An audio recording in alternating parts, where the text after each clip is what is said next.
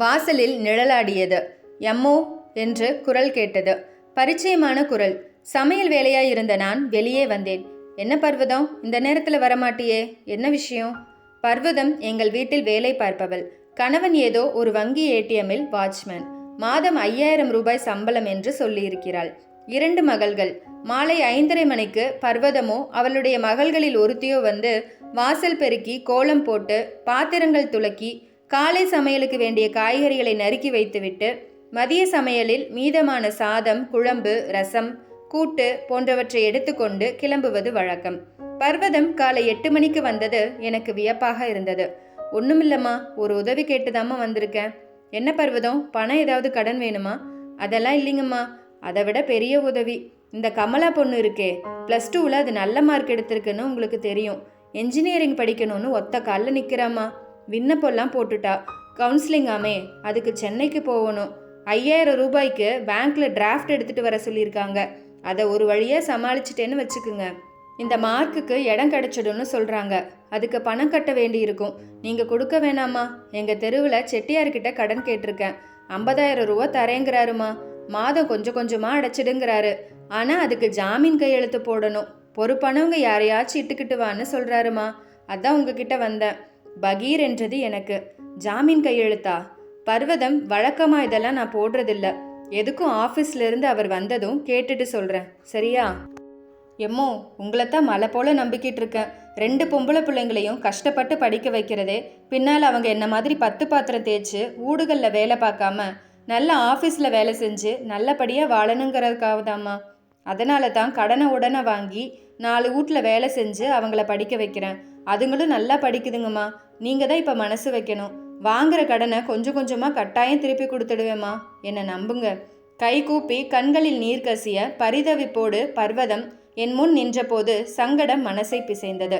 Sir வரட்டும் பர்வதம், சாயங்காலம் நீங்கள் வரும்போது உண்டு இல்லைன்னு பதில் சொல்லிடுறேன். ஓகேவா? போயிட்டு வா. 2 கையையும் கூப்பியபடி கண்களின் அழுகை தெரியாதபடி தலை குனிந்து பர்வதம் மெல்ல திரும்பி நடந்தாள். 10 ஆண்டுகளுக்கு முன் நடந்தது இது. சிதம்பரத்தில் வசிக்கும் என் அக்கா சுமதி வந்து தன் கணவன் தொடங்கும் ஃபினான்ஸ் கம்பெனிக்காக 8 லட்சம் ரூபாய் கடன் வாங்க அதற்கான பத்திரத்தில் ஜாமீன் கையெழுத்து போட்டே ஆக வேண்டும் என்றார். ஓகோவென்று நிதி நிறுவனத்தில் வருமானம் வரும் என்றும் கடனை முறையாக செலுத்தி விடுவார் தன் கணவர் எனவும் அக்கா உறுதியளித்தாள். அதனை நம்பி போட்ட கையெழுத்துக்கு வாங்கிய கடனில் ஒத்தை ரூபாயை கூட அவர் திருப்பி செலுத்தவில்லை. பிடியே கொடுக்கவில்லை. கடன் கொடுத்த நிறுவனம் ஜாமீன் கையெழுத்து போட்ட எண்ணை நெருங்க தொடங்கிற்று. என்ன செய்வதென்று தெரியவில்லை. அக்காவிடம் கேட்டால், நான் என்னடி செய்வேன்? ஃபினான்ஸ் கம்பெனியில் அவர் கொடுத்த ஏராளமான கடன்கள் வசூலே ஆகலை. அவரும் இருக்கிறப்போ கண்ணா பின்னான்னு செலவு பண்ணிட்டு இப்போ சரியாக வீட்டுக்கு வர்றதில்ல என்று நீலி கண்ணீர் வடித்தாள். வழக்கு கோர்ட் என்று போகாமல் இருக்க சொந்த வீட்டை விற்று அந்த கடனை அடைத்தேன். வாடகை வீட்டில் வாசம் தொடங்கியது. சொந்த அக்காவும் அவர் கணவரும் இப்படி செய்வார்கள் என்று கொஞ்சமும் நான் எதிர்பார்க்கவில்லை. வீட்டை விற்ற வேதனை மனதை அரித்தது. எங்கள் வீட்டுக்கு அருகில் வசித்த ஒரு நண்பர் மகள் திருமணத்துக்கு அழைத்திருந்தார். கையை விட்டு பறிபோன வீடு இருக்கும் தெருவில் நடந்து சென்று அந்த திருமணத்தில் பங்கேற்க மனம் இடம் கொடுக்கவில்லை. ஏமாற்றம் தந்த வழி. அந்த திருமணத்துக்கு நான் போகவே இல்லை. எத்தனையோ இரவுகள் திடுதிடுமென உறக்கத்தில் எழுந்து உட்கார்ந்து விடியும் வரை கண்ணீர் விட்டிருக்கிறேன்.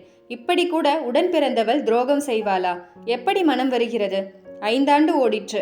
என் மகன் பூபதி கம்ப்யூட்டர் என்ஜினியர் ஆகி மலேசியாவுக்கு வேலைக்கு போனான்.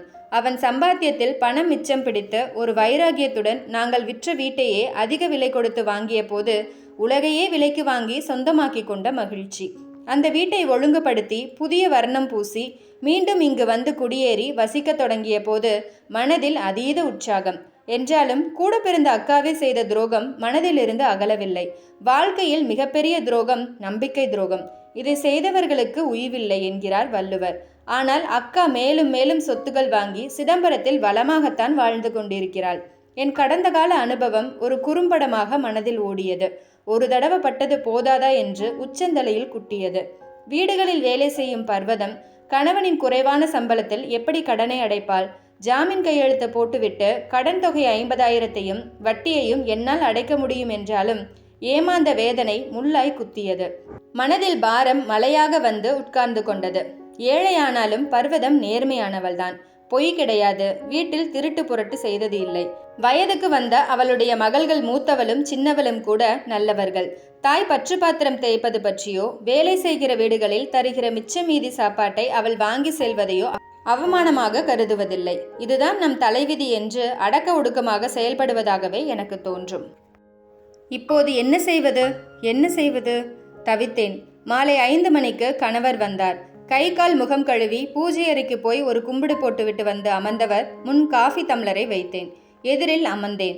காஃபியை எடுத்து பருகியபடியே, என்ன தாரிணி, காஃபியை வச்சுட்டு வழக்கமாக சமையல் கட்டுக்கு ஓடிடுவ, இன்னைக்கு சாவகாசமாக உட்கார்ந்துருக்க, ஏதாவது விசேஷமா என்று சிரித்தபடி கேட்டார்.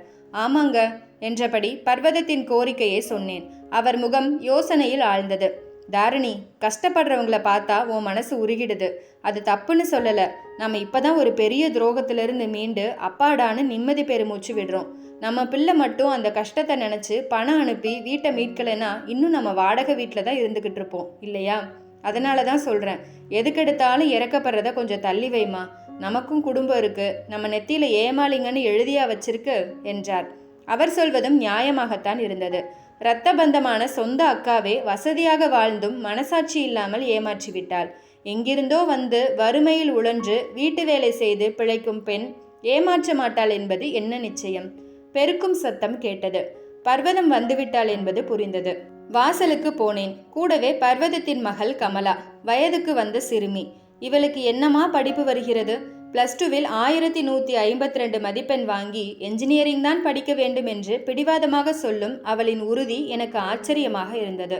இருந்தாலும் ஜாமீன் கையெழுத்து, அதை நினைத்தாலே குப்பென்று வியர்த்தது. அக்காவின் துரோகம் முதுகில் குத்திவிட்டு அலட்சியமாக போன நிர்தாட்சண்யம். இது நமக்கு தேவையா?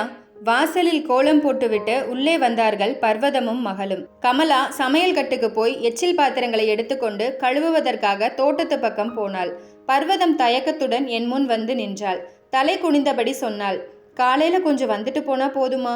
செட்டியார் வீட்டில் கடன் பத்திரத்தில் ஜாமீன் கையெழுத்து போட்டுட்டு சுருக்கால திருப்பிடலான்னு சொன்னாருமா என்றார் கம்மிய குரலில்.